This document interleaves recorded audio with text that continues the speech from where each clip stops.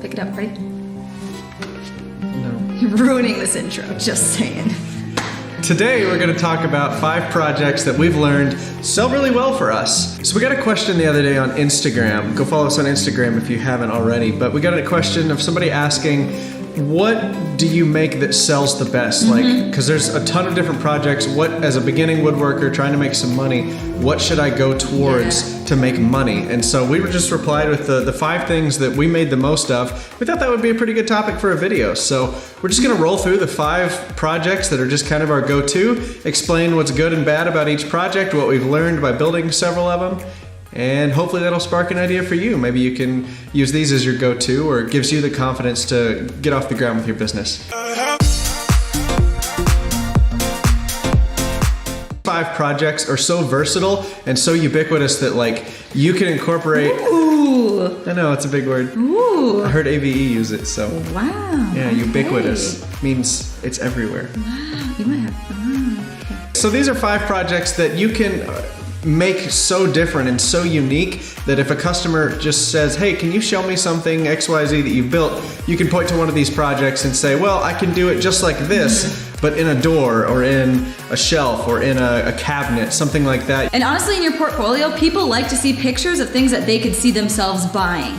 So if somebody wants a coffee table or they want some bar stools, but all your Instagram or whatever portfolio has in it is like super tiny, detailed keepsake boxes, they're gonna be like, I don't know if they're quite up my alley.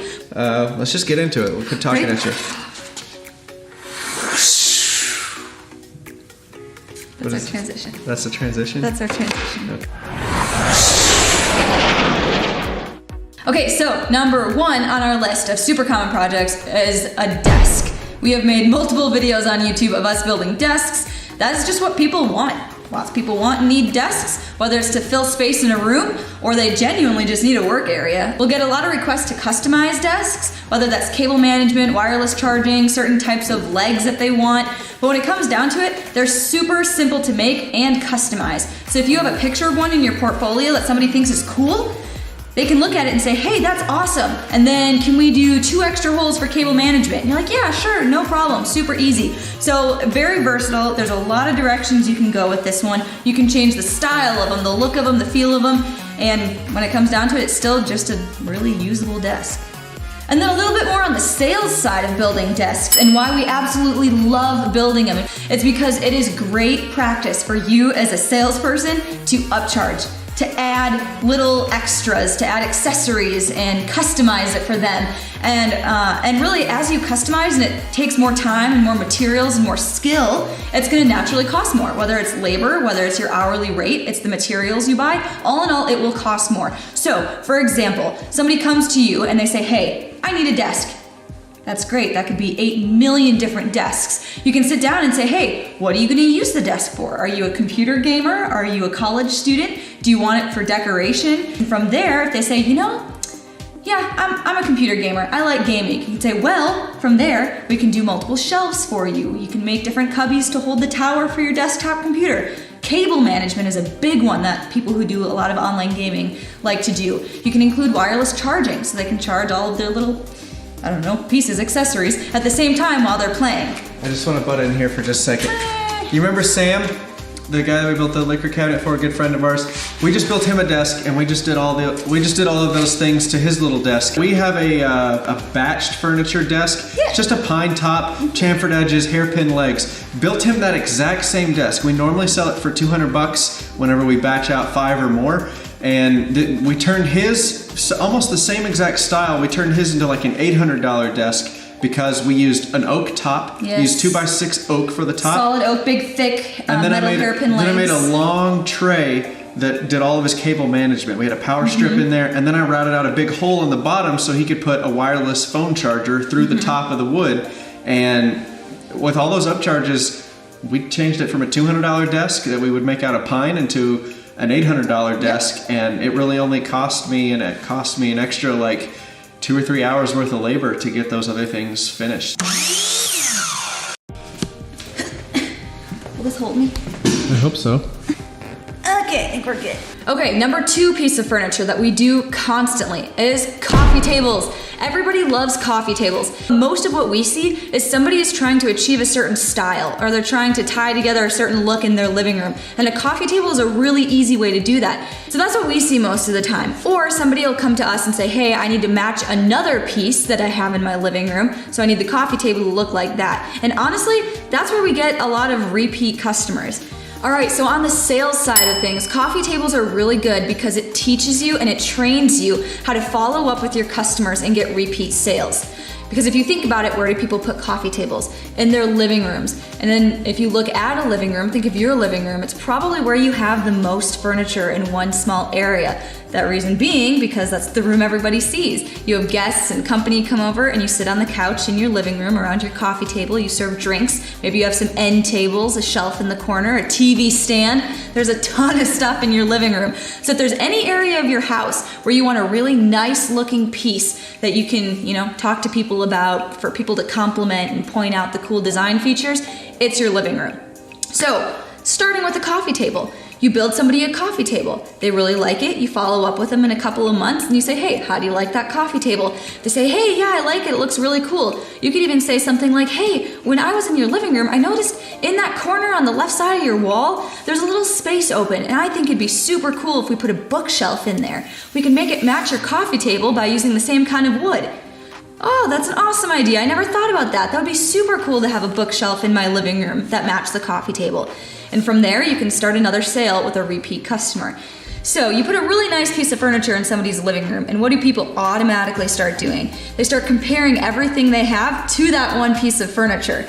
And when you're comparing MDF and particle board furniture to that beautiful oak coffee table that you just built them, they're gonna think, wow, I need to replace some of the stuff I have now with nicer stuff, or I simply want to replace some of my old stuff with newer, nicer stuff. So that's another awesome way that coffee tables are gonna bring you multiple sales. So coffee tables are a really good catalyst to train you to find repeat customers and talk to people who have already bought from you.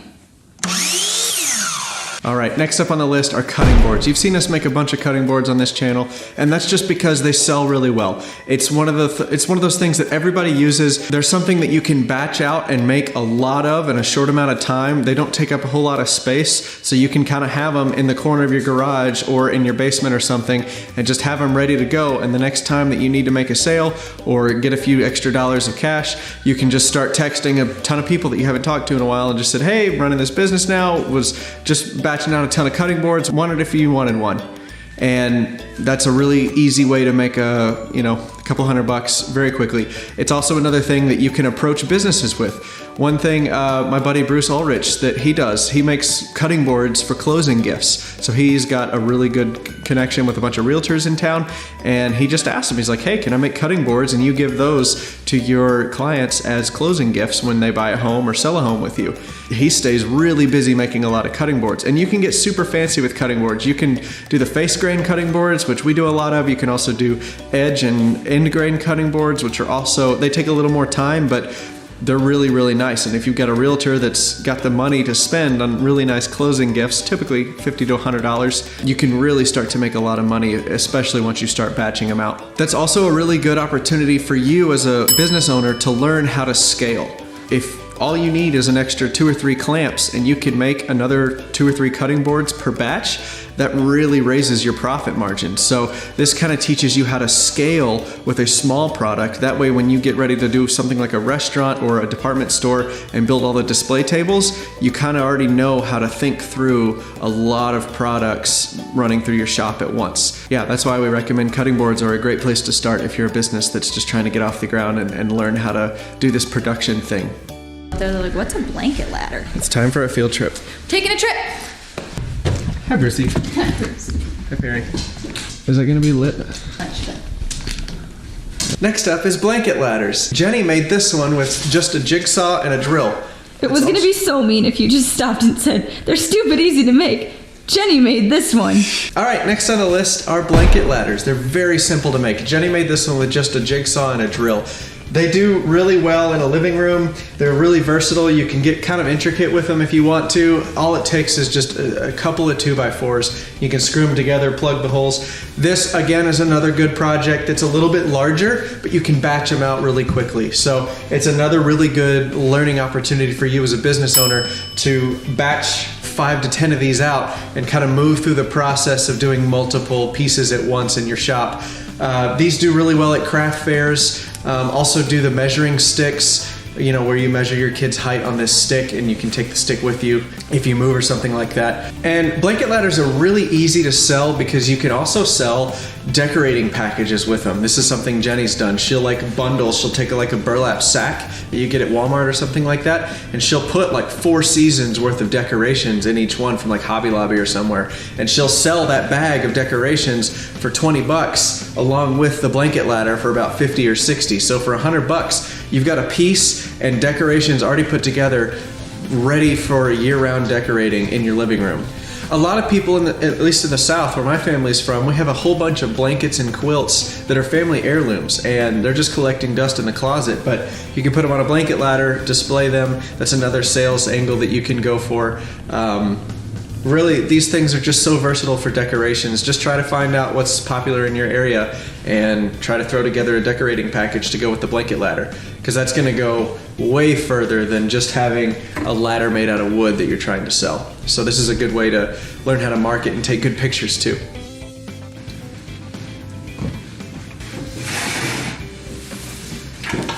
Oh my gosh. So the last thing we're going to talk about is kitchen tables.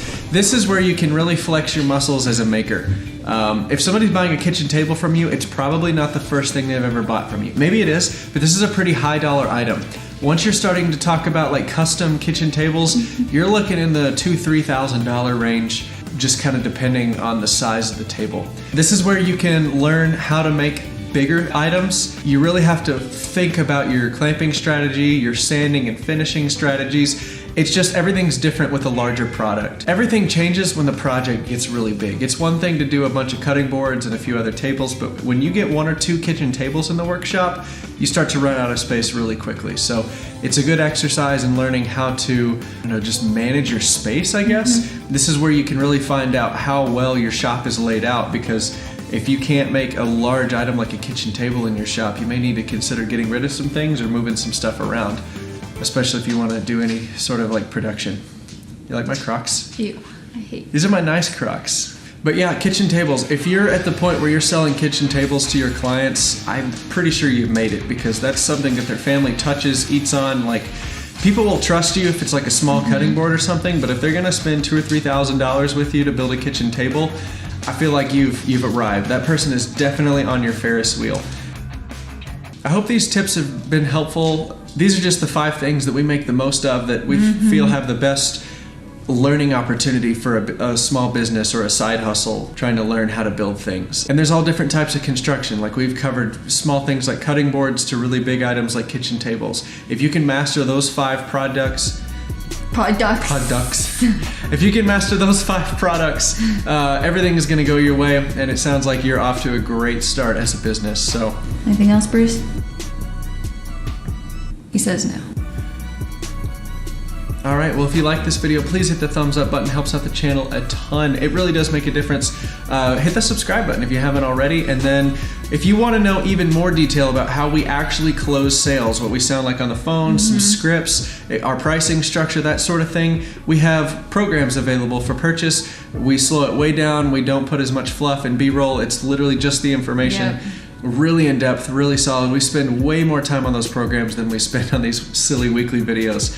But yeah, check out links in the description. All right, we're gonna have a couple more videos on the screen here for you to watch. Thank you very much. Bye.